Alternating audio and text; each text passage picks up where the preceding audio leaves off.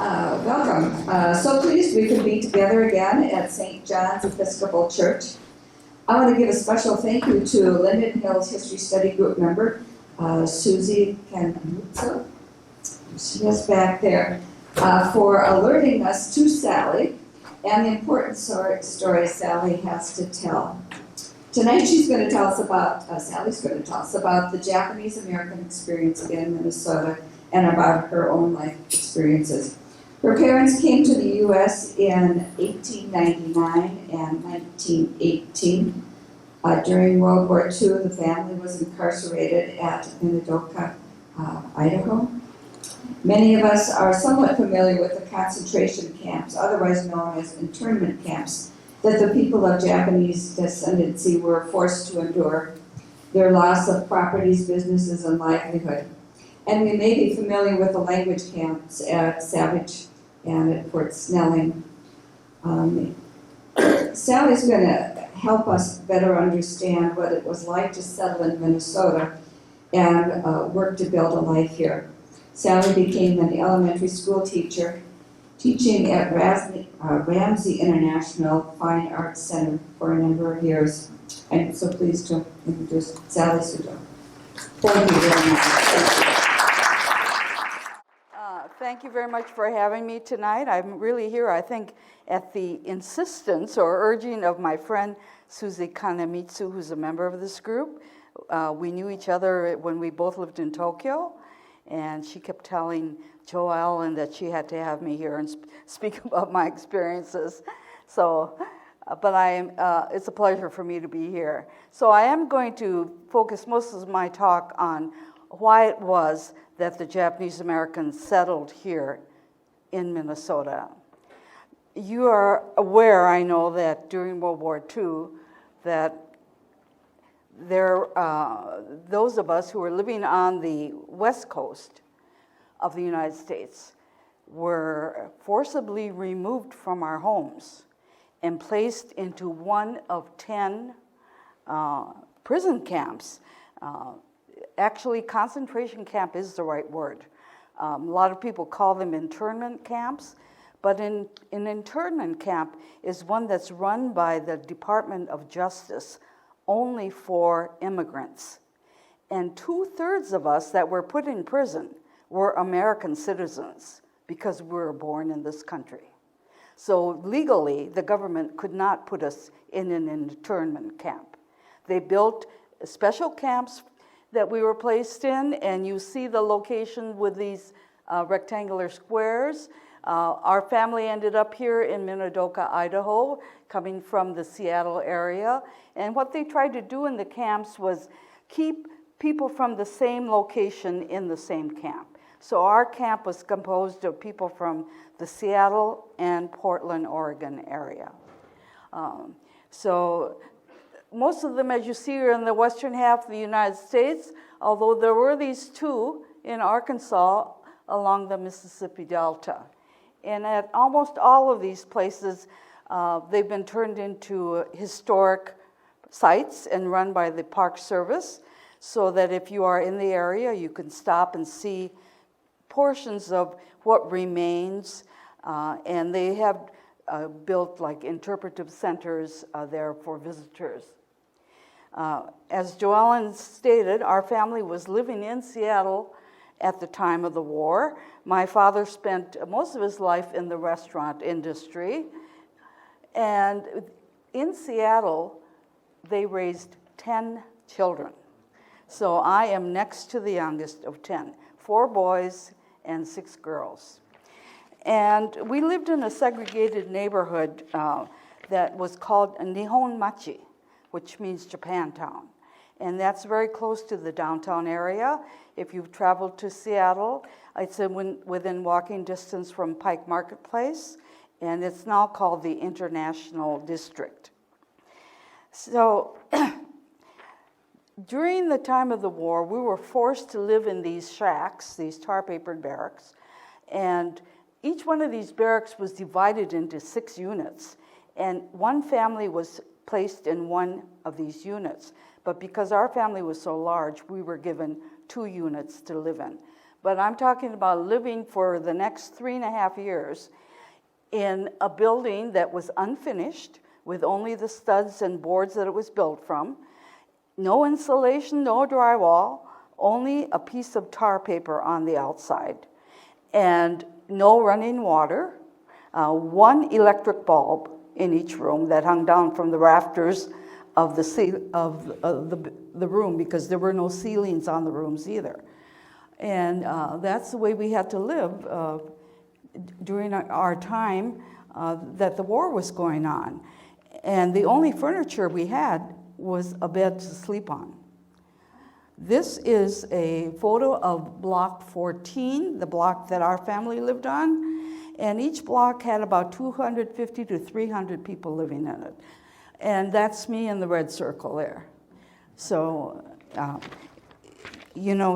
altogether, there were 120,313 people affected by the executive order that put us in these camps. And as I mentioned, about over 70,000 of us were of school age, American-born children. And I'm not sure if you're aware that people like my parents who had immigrated here, as Joellen said, my father came in 1899. My mother came after they were married in 1918.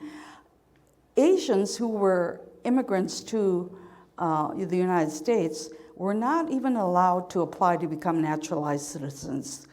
That did not happen until 1952. So you can see that at the time of the war, we have our parents' generation, which we call the Issei, meaning first generation, and then the children, like me, we are the Nisei, the second generation.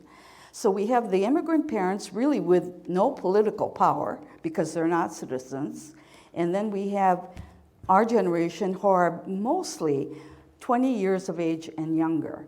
Often people say to me, well, why weren't there any protests? Well, that explains it right there. It is the age groups and things, and the fact that our parents were not citizens.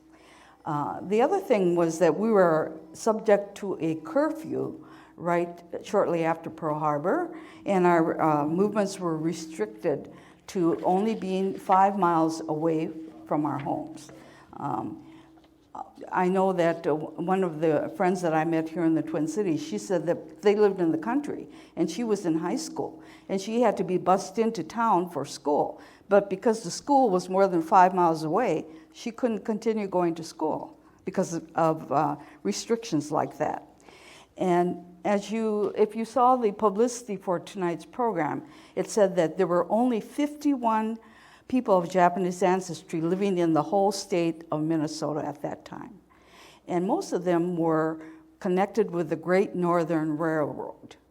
And because their jobs had them traveling back and forth between Seattle and Minnesota, they lost their jobs because they couldn't be that far away.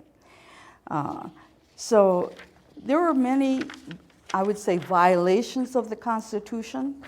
And of course, there were actually 3 cases that went all the way up to the Supreme Court. Gordon Hirabashi and Minoru Yasui, their cases were combined because they were arguing against the fact that we were put under a curfew with restricted movements. Because it's only people of Japanese ancestry that were restricted to that. And they thought that certainly was a violation of the Constitution. Fred Korematsu, his argument was the fact that they were putting us in these prison camps. Now, the Supreme Court sided with the government in those cases, and it wasn't until Mitsue Endo, she was like a test case.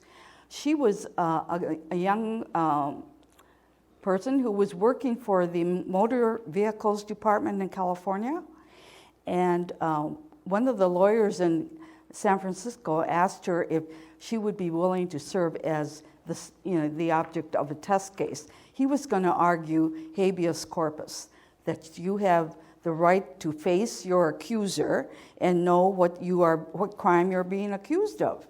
Because here we are sitting in these prison camps, with not having been brought to any kind of trials or accused of anything, except the government kept saying it's a military necessity. I mean, I don't know what a person like me who's only 6 years old is going to do to sabotage or, commit espionage for Japan, a country that most in our generation had not even been to. So in Mitsuya Endo's case, the fact that it was based on the writ of habeas corpus, the Supreme Court finally sided with us in that case.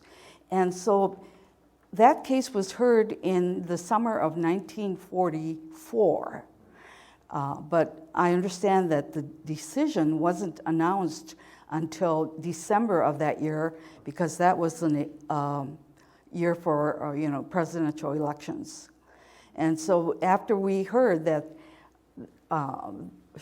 her case had been won and she was really fighting on the behalf of all of us, then we knew that the camps would be considered unconstitutional and illegal, and that they would start closing the camps.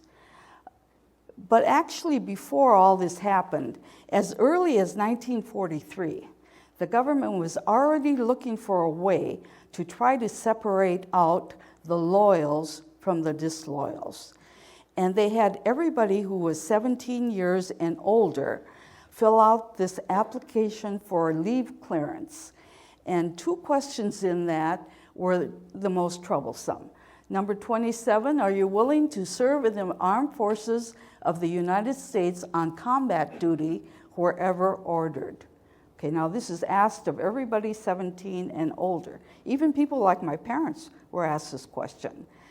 Now, imagine that your family has been put in a prison camp because you can't be trusted, and now they're asking you to fight and die for that country.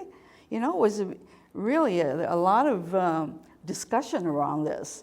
And besides, it wasn't clear if a person said yes to that, did that mean that they were automatically volunteering to serve in the military?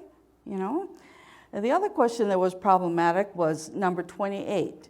Will you swear unqualified allegiance to the United States of America and faithfully defend the United States from any or all attack by foreign or domestic forces, and forswear any form or allegiance or obedience to the Japanese emperor or any other foreign government, power, or organization? Now, the reason that caused a problem was our parents did not have citizenship in the United States. They had their citizenship still connected to Japan. So if they're going to say, okay, they're going to forswear their allegiance, what does that mean? Does that mean they're going to be left without a country?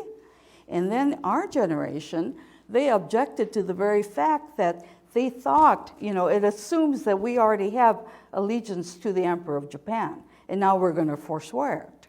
So if you answered no to either one of those questions, or you did not answer those questions, one or the other, you were considered disloyal, and you were separated out of the camp that you were in and sent to Tule Lake, which was the camp in Northern California.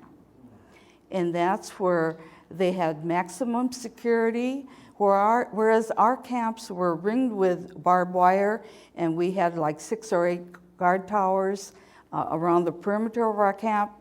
They were subjected to 2 rings of barbed wire, one being electrified, and 26 guard towers. And they had stockades within the prison camp. So a prison camp with further prison cells. And just absolutely terrible conditions. Now, this is the application for leave clearance then that my father filled out at that time. And I know it's too small for you to read, but it is the other thing that we were all assigned to family numbers before we were sent off to the camp. We had to go and register with what they called the civil control station, and they assigned us a family number, and these were written on cardboard tags that we had to wear on our person, and put on any luggage that we used to travel from place to place. But here it lists all the people that, you know, were in our family in the camp. In this line, it lists us all by name and so forth. My father actually, I didn't mention before, he immigrated from Shikoku, which is one of the smaller of the main islands in Japan, and the prefecture called Ehime-ken. And that's where the best mandarin oranges are grown. And that was what his family did, was they had orchards of mandarin oranges. And the main reason he was sent to the United States, actually, he was the oldest son in his family. But his family wanted to come because during the Meiji Emperor era, that's when Japan was forcibly opened to the West. You know, it had been in isolation for over 250 years. And Commodore Perry, remember, sailed into Shimoda Bay and forced the country to open up. Well, when they found out how modernized the rest of the world was, they tried to modernize Japan quickly, and they put a heavy tax burden on landowners. And that's my father's family owning these Mikan groves, or mandarin orange groves, were having trouble paying their property taxes. And so to save the family farm, he came to the States to work. And he must have done all right, because I went back to visit that area in 2003, and the farm had expanded to 3 orchards by then. And it was in the 4th generation of our family that was running it. Well, during the time that we are kind of in a holding pattern in these camps, knowing that they're going to close, of course, then the war actually comes to an end with the bombing of Hiroshima and Nagasaki. Now, my brother Joe graduated from the first graduating class in the camp in 1943, and he was 17 years old. And so he volunteered to serve in the U.S. military after graduation. And they tested him on his language ability, speaking Japanese, because the Army also needed those who were fluent enough in the Japanese language to act as interrogators for the Imperial Japanese prisoners of war, to be able to translate captured documents or look at maps and other documents like that, and also listen in on radio broadcasts. And so because his Japanese language was enough for him to pass that entrance test, they sent him to a language school that was here at Savage and later moved to Fort Snelling, the Military Intelligence Service Language School. I've run into many people who thought that the Japanese that were there were actually Japanese prisoners of war. I said, no, they were American citizens like my brother. Didn't you notice they had on American uniforms? I guess when they see your face, that's the first thing they look at, and everything else, you know, is a blur to them. So while in that school that I'm talking about actually didn't start out in Minnesota. It started out at the Presidio in San Francisco, but because of that executive order of moving everybody off the West Coast, the school had to move as well. And they were looking for a new home for it, and they inquired in many of the states, you know, in the Midwest and out east, and Governor Stassen was the first one that spoke up and said, we would be happy to have the school here in Minnesota. And that's really why they moved the school here. And besides those that were running the school, when they came to kind of scout out the area, they felt that the atmosphere in the state seemed to be friendly enough that they would be accepting of these soldiers that were going to come through.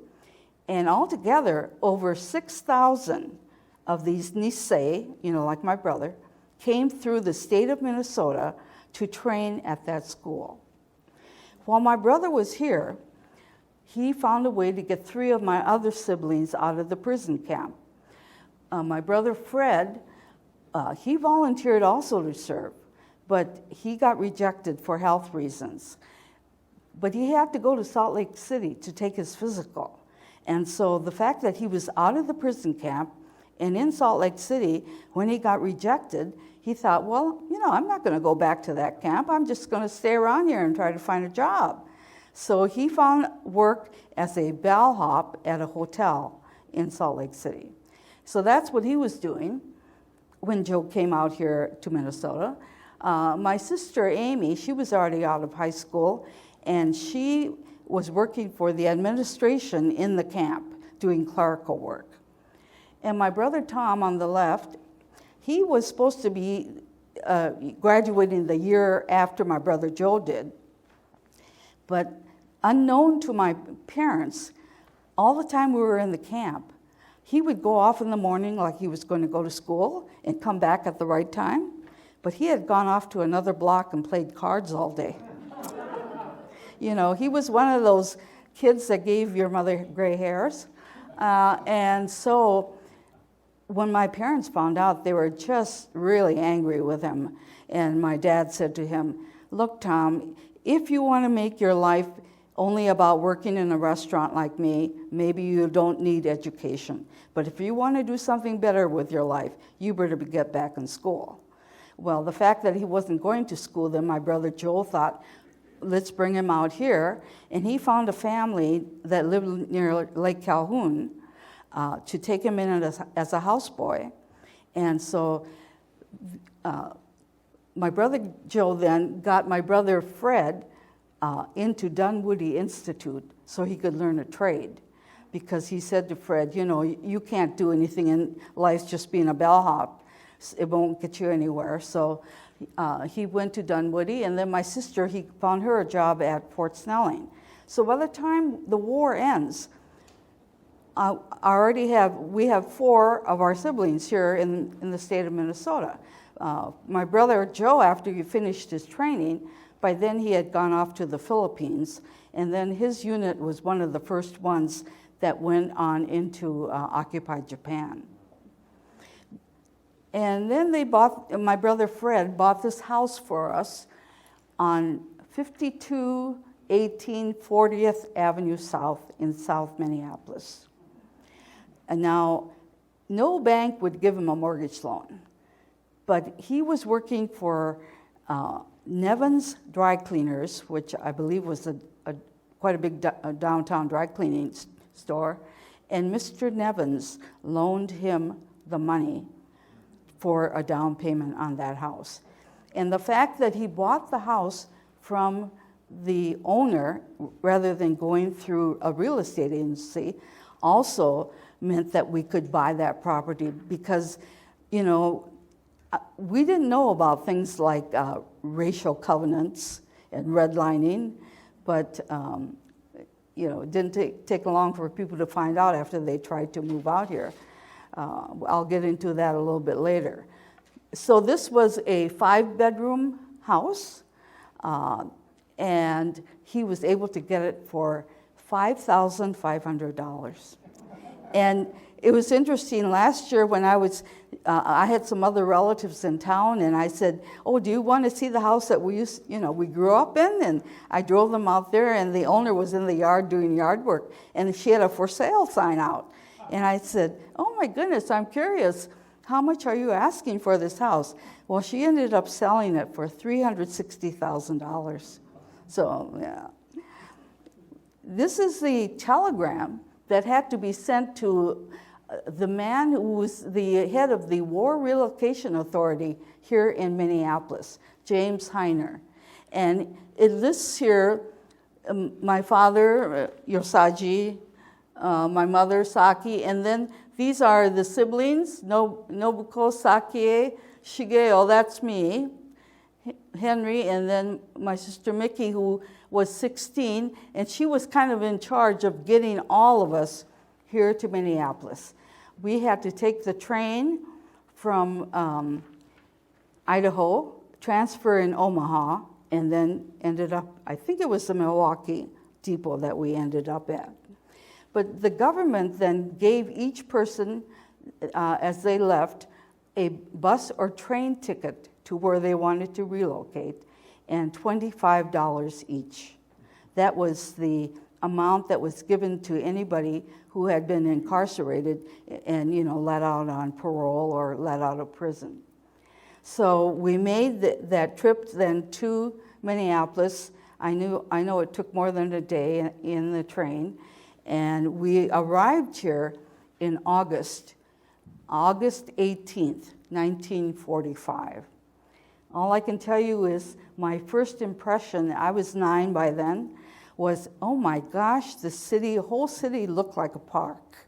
I mean, all the greenery, Here we were living in Idaho all that time, where it was only sand and a desert and very little vegetation and terrible windstorms all the time, or sandstorms. So really everything looked very green.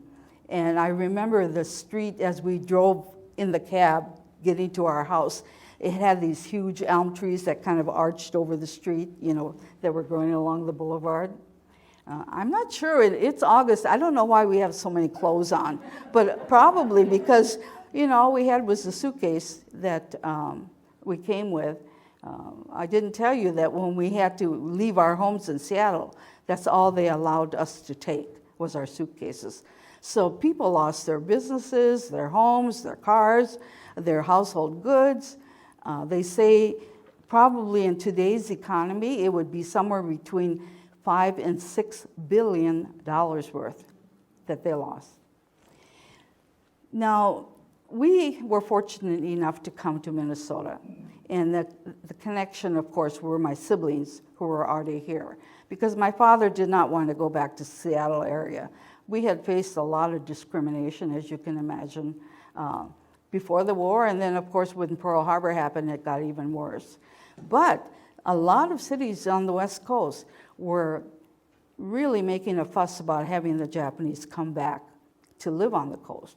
And I was asking some of the others just the other day if they could estimate about what percentage of the Japanese that were in the camps do they think actually settled back in the West Coast again. And I was surprised that they thought it was as high as about 75 or 80% that did that. So the state of Minnesota that had only those 51 Japanese, according to the 1940 census, by 1950, that number was 1,049. But as I mentioned, during those years, over 6,000 of them came through the state. And they wrote glowing reports back to their families. Some of those reports were printed in our camp newspaper. I remember one report where this guy in the military was here, and he said, I think Minneapolis has to be the friendliest city in the United States. And he told stories about just, how when they were in Savage, there's really no good public transportation. But they would stand out on Highway 13 and just put their thumbs out. And he said they had no problem, thumbing a ride into town. People were very friendly that way. And then by the time they moved to Fort Snelling, of course, there was that streetcar that went all the way to Fort Snelling.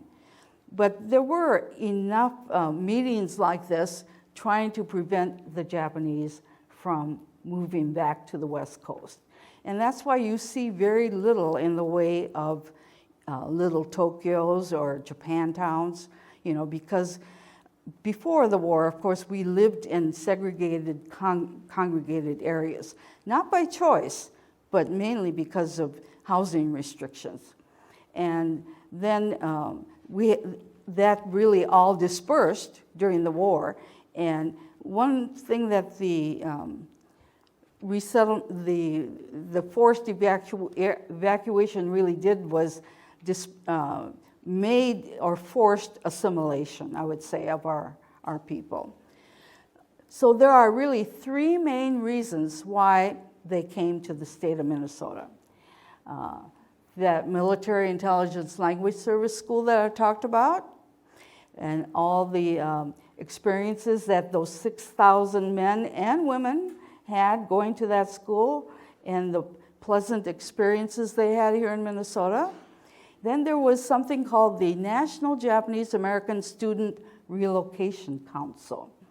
This was a group that was started and organized by the American Friends Service Committee, which is the Quaker group. And Eleanor Roosevelt and Clarence Pickett, who was the executive director for the Quaker group, actually visited some of the camps.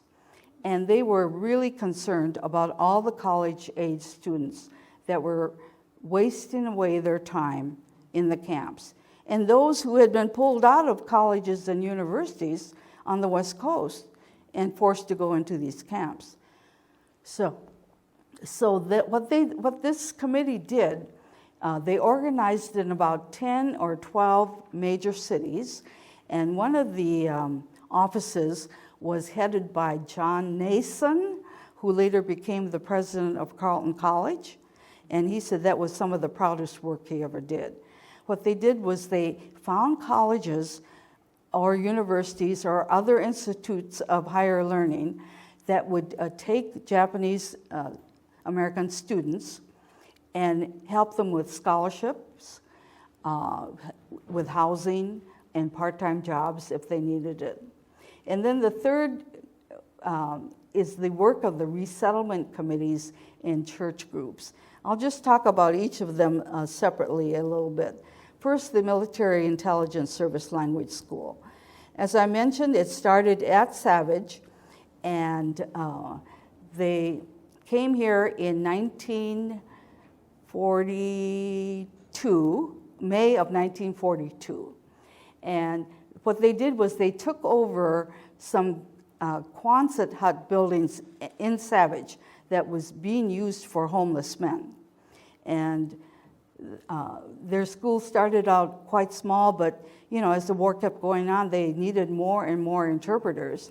And so eventually they outgrew those facilities and they moved on to Fort Snelling. And there they had classes of about 20 or 25, in groups of 20 or 25. They really stressed them learning the written language.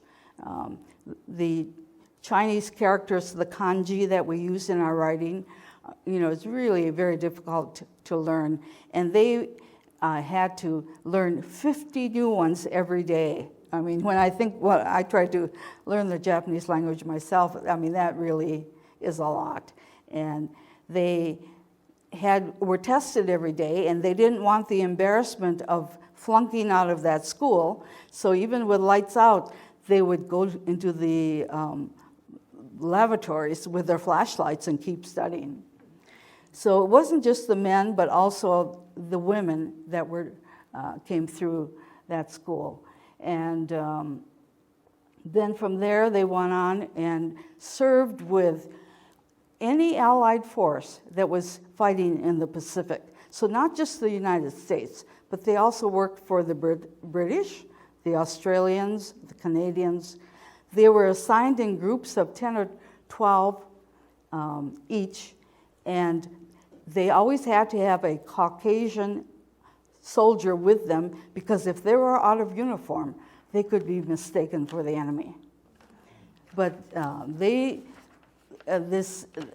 know that Douglas MacArthur credited them for maybe shortening the war by about 2 years. He made the comment that the United States military never knew as much about their enemy as they did when these guys, knew so much about Japan and the Japanese language and could read and write it fluently. The National Japanese American Student Relocation Council, here again, when they first were asking college students, if they were interested in applying, our parents were really kind of concerned. They weren't sure what kind of atmosphere they would come into if they sent them off to school, but they figured that, this was a good opportunity for them. I have a friend whose sister graduated high school when she was 16 years old in Oregon.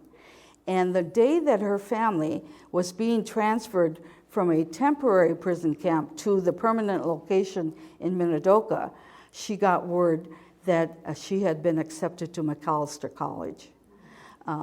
She had actually, after she finished her high school degree, she had already been accepted into a college in Oregon, but of course she couldn't attend it because of that executive order.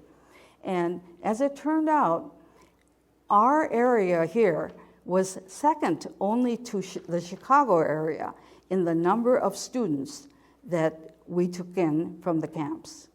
And this is a list of all the, I know it's too small for you to read, but there were 22 on the right-hand side. It lists the different colleges that accepted students here. And not only colleges and universities, but places like the Dunwoody Institute and the St. Mary's School of Nursing in Rochester also played a big role in getting people out of the camps. And this is my sister's, my friend's sister that went to Macalester, and she was the first Japanese American student that college ever had. And there is a center on the campus that has the name Leotad Suzuki Center, which is named after her and the first African American student that went to their school. So there was then the military intelligence service, the college students that were here in the state, and then the resettlement committees. There were only about 35 communities in the United States that had the forethought to be proactive and establish these resettlement committees, knowing that when people started leaving these prison camps, they were going to need a place to go. And so the one in St. Paul, Warren Burger was on the committee, and he became a Chief Justice of the Supreme Court. And I'll show you later, they actually, what they did was they bought the second floor of a hotel on Kellogg Boulevard. And that provided like 15 rooms where people coming out of the camps would have an immediate place where they could stay until they can find more permanent housing. And then the Board of American Missions of the United Lutheran Church of America, they bought a building on Clifton, there's a street or avenue somewhere near Loring Park, 127 Clifton. I remember that address because both my sister Amy and my brother Fred stayed there until they had their own housing. And there they had, it was a 12-room house, and they took in, again, boarders who could live there until they could find more permanent housing. And this is the hotel on Kellogg Boulevard that the Resettlement Committee in St. Paul bought. And then the Minnesota Diocese of the Episcopal Church, they had sent for Father Kitagawa to be the chaplain for the military guys that were at Fort Snelling in the language school. And then that group bought a house at 2200 Blaisdell Avenue, which became the Japanese American Community Center. So now we had a gathering place where we could hold, activities and meetings, and it was also the parsonage for Father Kitagawa. So the churches then really played a big role in helping us resettle in this area. And then there was this young couple, Ruth and Earl Tambara. When they went to register at that civil control station and get assigned their family number, one of Ruth's high school classmates was working there doing all the paperwork. And he pulled them aside and he said, would you be willing to resettle somewhere in the Midwest so that you could help that community learn about the Japanese, about their culture and things, and make an environment that would be friendly for Japanese to move to when they were coming out of the camps. So they were married and they didn't have any children. And Ruth worked for the YWCA. She was a social worker. So they thought that they were an ideal couple to come out this way. And they wanted them first to settle in Omaha, Nebraska. But then they had heard stories about racial incidents in Omaha. And so they weren't too keen on going there. But Ruth had a brother that was here at the military language school. And so she asked if they could settle in St. Paul instead. And so they came out here in 1943. And, they both had regular jobs to work at, but over the weekend they spent a lot of time going to church groups and community groups, telling the people about the Japanese, and what we were like as a people and what our culture and our arts and crafts were like, and really getting people accustomed to the idea of possibly having people like our family move here. Now, one of the things, of course, when the people came here, the biggest problems they ran into were housing and employment. Now, we did not realize that there were these racial covenants where there were so many house deeds that had a stipulation that they would not, sign anything over to anybody of color. And it's specifically named, Chinese, Japanese, Turkish, African Americans, on and on, that they would not sell anything to them. So that was one of the reasons people were having so much trouble, finding housing, although we didn't realize that was going on. And then, of course, the other thing was the redlining, where the banks actually had drawn these maps, and colored areas where if you're trying to find a house in this red area, well, they're not going to finance you, because it's too risky. And it would be mainly areas where there are a lot of colored families. And then the yellow area was, again, not very desirable. The best area was colored green. And so there were things like that going on that made finding housing very difficult. I know that Esther, the one that went to McAllister College, her parents asked if she would find housing for them before they moved out of the camp. And she claims that she went to over 90 places. I don't know. She tends to exaggerate, but I think it was a large number. And everybody turned her down until finally she found an apartment that was above a barbershop in St. Paul. And the landlord there, he said, my son was injured in the war, and it was a Japanese-American nurse who nursed him back to health. I would be happy to rent to your family. So the other problem was with employment. Now, I also had a friend, somebody here today said they lived next door to the Hintermeisters. And, their grandfather, Howard Nomura, Lisa's grandfather, Howard Nomura, was a pharmacist. He actually owned his own pharmacy in Oregon before we went off to those camps. But when they came here to the Twin Cities, nobody would hire him as a pharmacist. So he had to take a job at the Gray's drugstore on the university campus area as a stock boy. So that was typical, that there were so many college-educated professional people who couldn't find work in their field. And they ended up in domestic jobs, being a maid and a cook or a gardener. That way, it kind of solved two problems. If they were a domestic help, at least that would give them housing as well.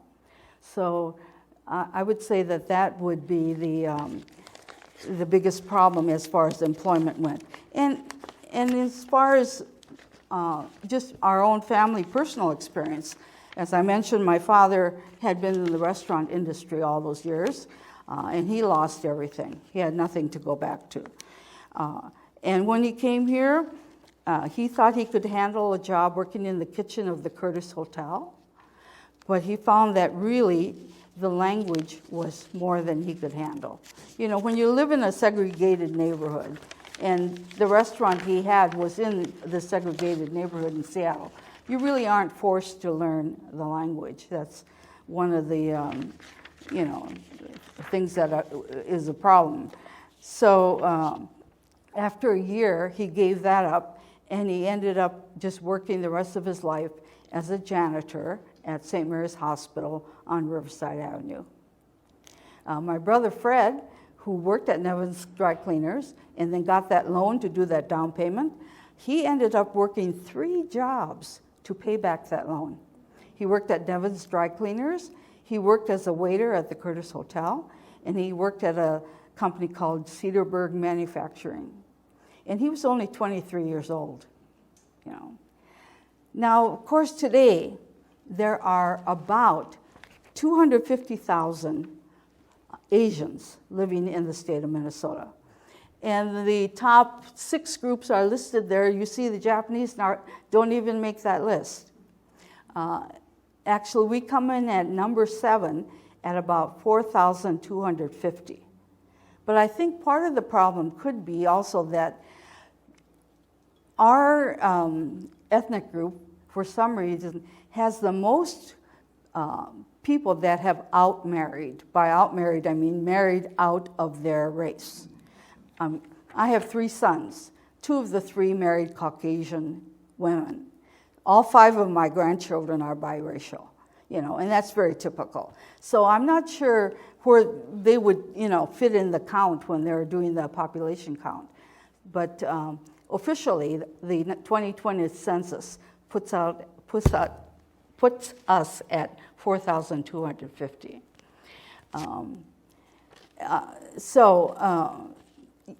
The Brookings Institute predicts that by 2045, America will be a minority white country. And Pew Research projects that by 2065, Asians will be the dominant group of color in this country, outnumbering the Hispanic and the blacks. Okay. But you've seen anti-Asian violence on the rise again, especially after the pandemic started. It didn't help that our former president would call it the China virus or the Kung flu, things like that. And so I think the main problem is that when people see people like me, the first thing they think is foreigner. They don't think of me as an American citizen. I can't tell you how many times I've been asked, where did you come from? And if I say Minnesota, no, where did you really come from? That kind of questioning. Or, how did you learn how to speak such good English? So constantly we're viewed as foreigners. So that's one of the problems that we as Asians will face, and I think that we'll always face. I know I'm running long. I'll close with this. You can tell by my story that really it takes a village to help like they did. And so I guess my message to you is I hope that you will all be part of that village and that will always be willing to lend a helping hand. So thank you very much. I wanted to save time for questions. Do we have time? Okay. All right.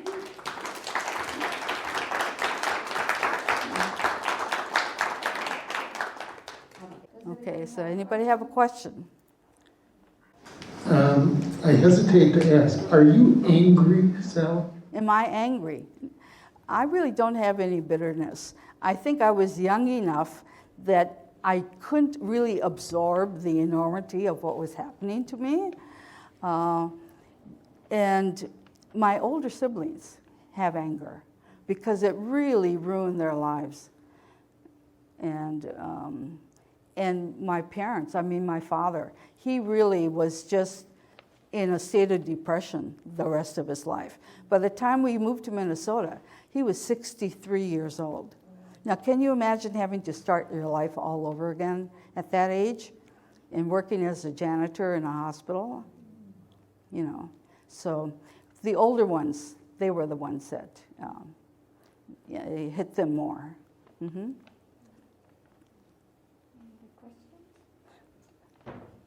Okay, I didn't tell you that when in 1958, before I got married, I tried to find housing for us.